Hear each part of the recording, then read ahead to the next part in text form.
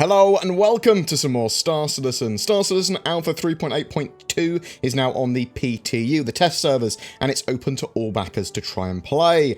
The current build does not have the Carrack in it yet, but there was a sneak peek of the Carrack with the address bar in the teaser picture showing Anvil Carrack final art work in progress. You will see more on Thursday and Friday, so the Carrack is very close to being in our hands and will be by the end of February. Probably as part of that 3.8.2 build. The current 3.8.2 PTU does have some important updates while we wait for the Carrack though, the main one being LTP, or long-term persistence. So they've added an early version of long-term persistence to allow purchases and UEC balance to persist between database wipes. For now, we will persist FPS item purchases, ship component purchases, ship purchases, and UEC earnings. It's expected to later also carry over sort of like mission persistence, reputation persistence, all that sort of stuff, but this is an amazing step towards having the game a lot more playable. It does not mean that it's going to be no more resets by any means, and obviously this is in the PTU, so when it goes on to live servers, you're going to have a wipe anyway, but this is great news for playability for Star Citizen. They've also done a few other things. They've updated the interior lighting for the Cutlass Red and fixed loads of issues with that ship as well. You can now stand next to medical beds and use them to save as spawn locations rather than lie down in them. They fixed an issue that was causing face over IP or FOIP to be turned on by default, though they do recommend that you delete your user folder because that could still have problems with the 3.8.1 setting having FOIP turned on. That was the bug that one of the writers of The Expanse had an issue with. Thought it was like stealing pictures of him while he was in the buff or something. I don't know. But obviously the previous issues were there when turning your camera on without your permission. They also fixed various audio issues, including game-wide crackling audio caused by weapon fire. Insurance claims should now consistently work without duplicates, another great fix. Bed logouts should now consistently work and shouldn't cause infinite loading screens. They put a quick fix in for some ship holes as well. More ship holes should likely be fixed with the implementation of the new SDF, Sign Distance Field Shield Tech, that's coming a little bit later. They fixed multiple shopping kiosk issues. They fixed the level of detail problems with the Saber's cockpit. Flying terminals should now show the correct UEC owed and no longer show -1 UEC as a balance. Scanned mineable rock markers should now correctly show on the edges of the screen while minables are off screen. Claim jumper missions should now correctly show waypoints and spawn NPCs. Great, that mission now works. Players should no longer randomly die while getting off the tram at the Riker Memorial Spaceport in Area 18. They fixed multiple lighting effects being excessively bright on the vehicle loadout manager. They also fixed 3 server crashes and 12 other client crashes. That should put the 3.8 branch in a much more playable state. However, there are still a lot of problems from the 3.8.1 build still there. To what extent they're going to fix the other remaining ones remains to be seen yet. There was a little bit of a leak or data mine from this PTU as well, with an interesting new mission probably for 3.8 that Star Citizen Leaks posted on Reddit. Mission is called The Price of Freedom from Twitch Pacheco, and it has you rescuing prisoners en route to a prison. So the mission is to basically assault a ship, which is a prison transport ship. Don't know what ship that actually is, but the idea is the ship should already be disabled. The sort of like they've arranged for it to have problems in its flight is the idea. So you have to eliminate the transport security's escorts, so ships around it, gain access and board the transport, eliminate the security forces on board, find some data pads which have the listings of all the prisoners on board and associated numbered pods, and then go to the correct cryopods and open them up to get the prisoners out. And then I think you sort of have to protect them until the retrieval team arrives. There's also a bonus to eliminate one of the criminals in those cryopods that sort of like got the rest of the group caught in the first place. But this opens up lots of more interesting missions that have you having to work out where a particular thing is from a list of numbers or whatever. Pretty simple missions, but still a bit more in depth, and also giving you bonuses for doing extra sort of like actions on this as well. So maybe in the future you'd have one where you have to blow up the ship as well, or you have to replace one of the prisoners with someone else, things like that. It also appears they may be setting up a radial interaction menu to allow for easy taking off your helmet so you can eat and drink more easily, but also have a quicker way of changing your weapons, that sort of jazz.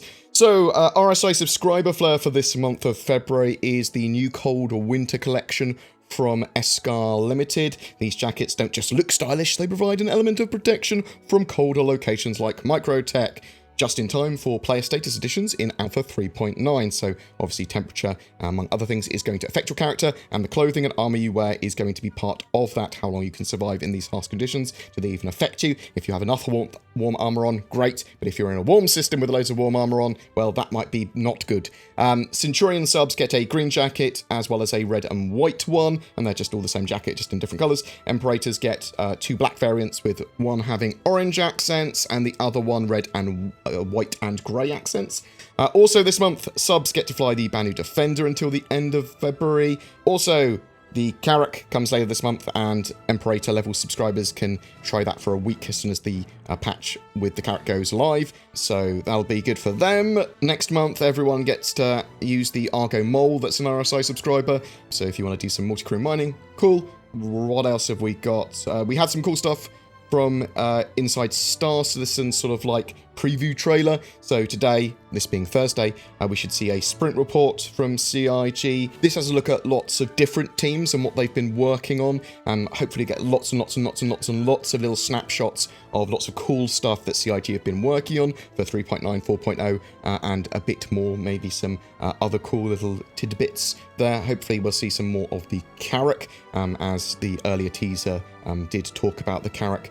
Also, Star Citizen Live on Friday has a concept artist, Sarah McCullough, who will be discussing the process of creating some of their previous concepts, like the Mercury Star Runner and the Pisces. So maybe we'll get a little bit of Carrack in there as well. Also, Friday is Valentine's Day, so there might be a sale of some sorts, maybe a concept ship, as it's mid-February, because that's typically when they do the first concept ship of the year. But it could be both. Could be neither, though I would expect at least one. We'll have to wait and see. But that's it for today's quick update. Persistence, please, please be good and stable to us. I'm really looking forward to persistence in-game. Having progress carried over between major patches will have Star Citizen played a lot more by many people, in my opinion, especially by me. But remember, CIG are going to wipe at times still. It's not true persistence by any means yet. But are you excited for that?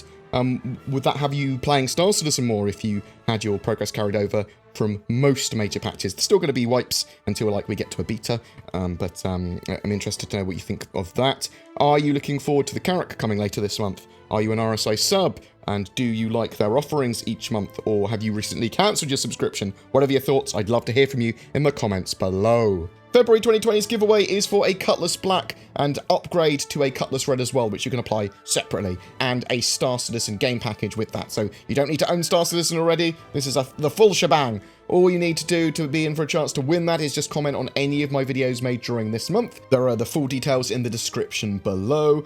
I'm a massive shill for a couple of services that you might find useful. NordVPN, they provide an affordable VPN service that provides many improvements over a free VPN. I use them. They have a huge range of servers, allowing you additional safety, security, and help you get access to content. It's usable while you're playing games or streaming or whatever.